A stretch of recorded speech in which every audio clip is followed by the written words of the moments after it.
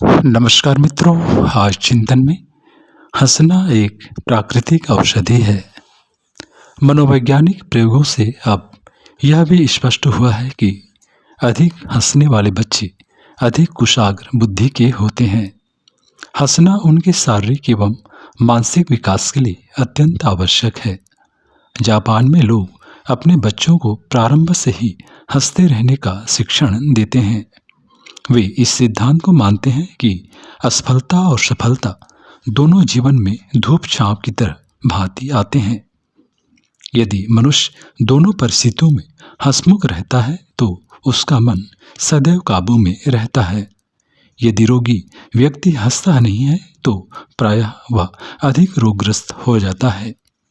हास्य शरीर को झकझोर देता है, जिससे शरीर में अत्यंत ही महत्वपूर्ण भूमिका निभाने वाली अंतःस्रावी प्रणाली सुचारू रूप से कार्य करने लगती है। दिन में एक बार खुलकर हंसने को नाव के चप्पू चलाने जितना लाभकारी माना गया है। रोग से दूर रहने का अचूक उपाय हास्य है। वास्तव में जब खुलकर कहकहा लगाया जाता है तो उदर, फेफड़े और यकृत सभी की मालिश होती है। प्रत्येक मनुष्य हंसने का प्राकृतिक रहस्य समझ ले तो वह बीमारी से बच सकता है। हंसने को संक्रामक रोग की तरह फैलने दिया जाए तो विशेष लोगों पर बहुत हद तक नियंत्रण पाया जा सकता है। हमें हंसी या मुस्कुराहट पर कुछ खर्च नहीं करना पड़ता है, परंतु यह बहुत कुछ पैदा कर सकती है। पाने वाला भी तृप्त हो जाता है और देने वाला कभी गरीब नहीं होता। आज लोग अपनी गंभीरता तथा उदासी का कारण उत्तरदायित्व एवं चिंता बतलाते हैं।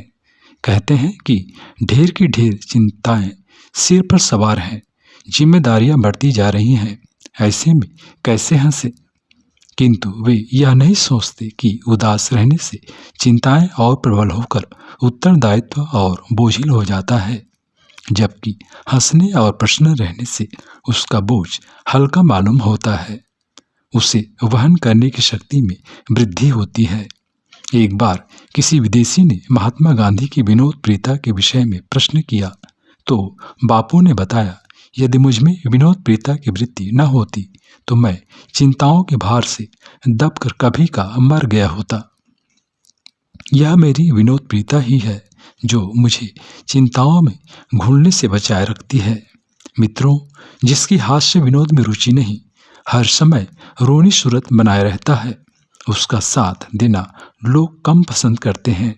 एक विचारक ने कहा है, अगर तुम हंसोगे तो दुनिया तुम्हारे साथ हंसेगी और अगर तुम रोओगे तो कोई तुम्हारा साथ न देगा।